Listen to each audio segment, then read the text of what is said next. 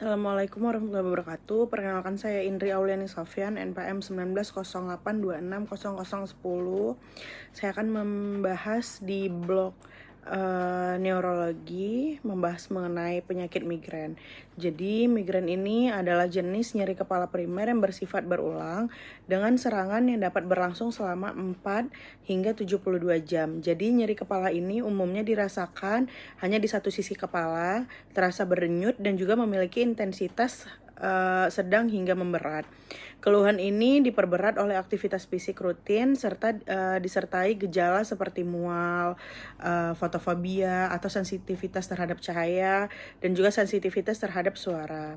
Lalu migrain ini lebih banyak dialami oleh perempuan dibandingkan laki-laki dengan rasio sekitar 3:1. Sebagian besar kasus ini muncul sebelum usia 30 tahun dan sekitar 70% pasien memiliki riwayat keluarga dengan migrain. Lalu ada fase serangan migrain. Jadi migrain klasik terdiri dari 4 fase. Yang fase pertama itu ada fase prodromal. Jadi ini tuh dialami sekitar 25% dari penderita. Ditandai dengan perubahan suasana hati, kelelahan, atau juga keinginan makan tertentu. Lalu ada fase aura. Ini tuh dialami sekitar 15% kasus.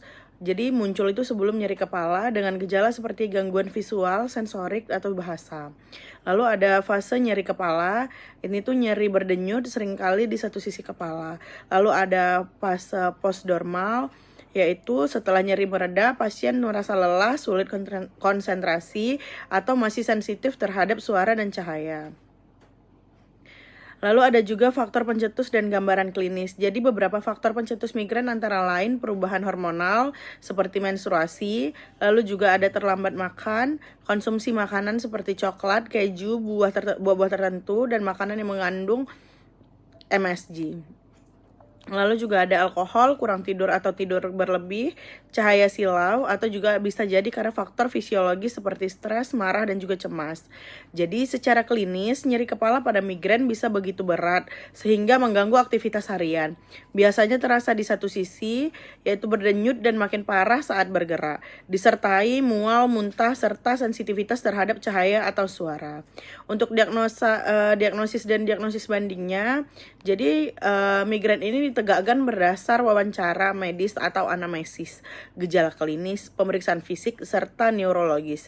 Untuk kriteria migrain terhadap suara aura antara lain, setidaknya 5 kali serangan nyeri kepala dengan durasi 4-27 jam. Memiliki 2 dari 4 karakteristik berikut: nyeri unilateral, berdenyut, intensitas sedang hingga memberat, atau memburuk dengan aktivitas, lalu juga disertai mual atau muntah, serta fotofobia dan fonofobia.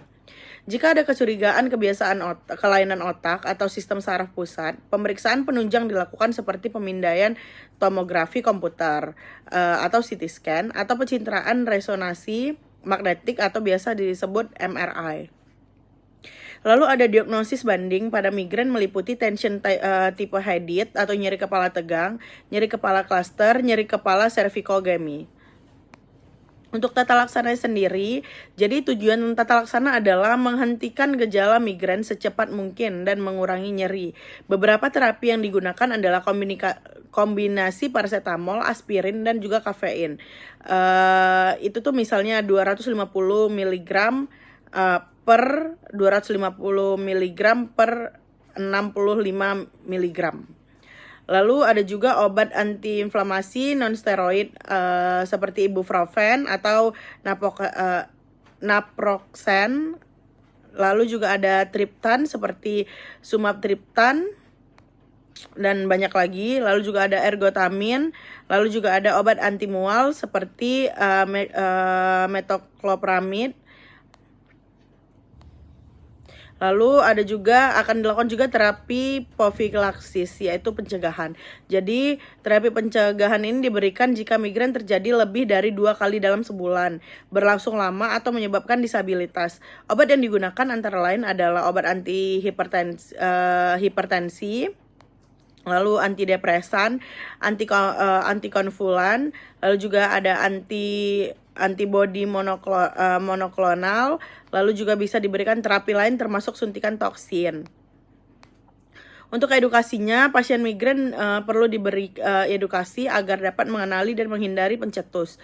Edukasi mencakup mengatur pola tidur dan makan, menghindari stres dan teknik relaksasi, mencatat riwayat serangan, memahami cara penggunaan obat secara tepat dan tidak berlebih, menjalin komunikasi baik dengan keluarga, agar dapat dukungan lebih. Saya rasa hanya sekian, ini referensi saya. Saya ucapkan terima kasih.